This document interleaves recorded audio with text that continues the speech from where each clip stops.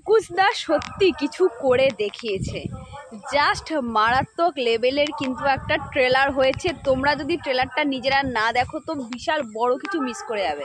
Hello guys, I am Riya and welcome back to my channel. ঠিক 11টার সময় কিন্তু চলে এসেছে অঙ্কুশ দা মির্জার কিন্তু ট্রেলার, এবং আজকে কিন্তু ঐন্দ্রিলাদির জন্মদিন এবং সেই দিনই কিন্তু চলে এসেছে মির্জার ট্রেলার। তো শুরুতেই বলবো হ্যাপি বার্থডে। তো কেমন লাগলো ট্রেলারটা? এক কথায় অসাধারণ, অনবদ্য, অসাধারণ সুন্দর একটা কিন্তু ট্রেলার হয়েছে। এবং 3 মিনিট 3 সেকেন্ডের যে ট্রেলারটা, জাস্ট চোখ ফেরাতে পারবে না, এতটাই দুর্দান্ত হয়েছে। এবং সবথেকে বলা দরকার যে এই বাজেটের মধ্যে এই লেভেলের একটা অ্যাকশান মুভি জাস্ট মানে কোনো তো বাংলা প্রোডাকশন হাউস কিন্তু আজ পর্যন্ত করে দেখাতে পারেনি, যেটা অঙ্কুশ দা করে দেখিয়েছে।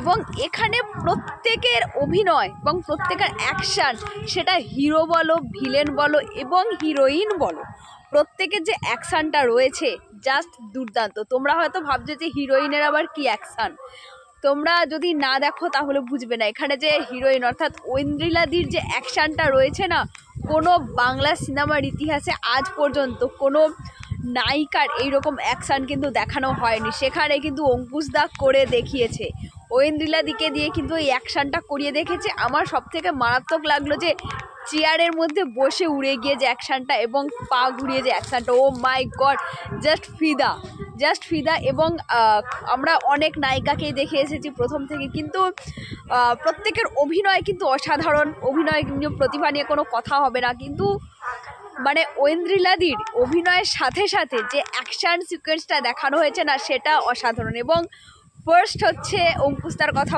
বলি।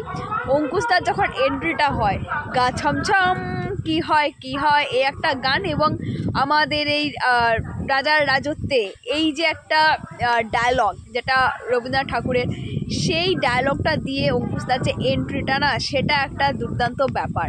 এবং আমার তো মনে হয় যে বাংলা কোনো সিনেমায় কিন্তু এইভাবে এন্ট্রি কিন্তু দেখানো হয়নি, সেটা কিন্তু অঙ্কুশদা করে দেখিয়েছে। এই জন্য অঙ্কুশদাকে হ্যাটস অফ। এবং ভিলেন, আমি কৌশিক গাঙ্গুলি কি বলবো, আমি তো কৌশিক গাঙ্গুলির মানে ফিদা হয়ে গেছি তার অ্যাকশান দেখে।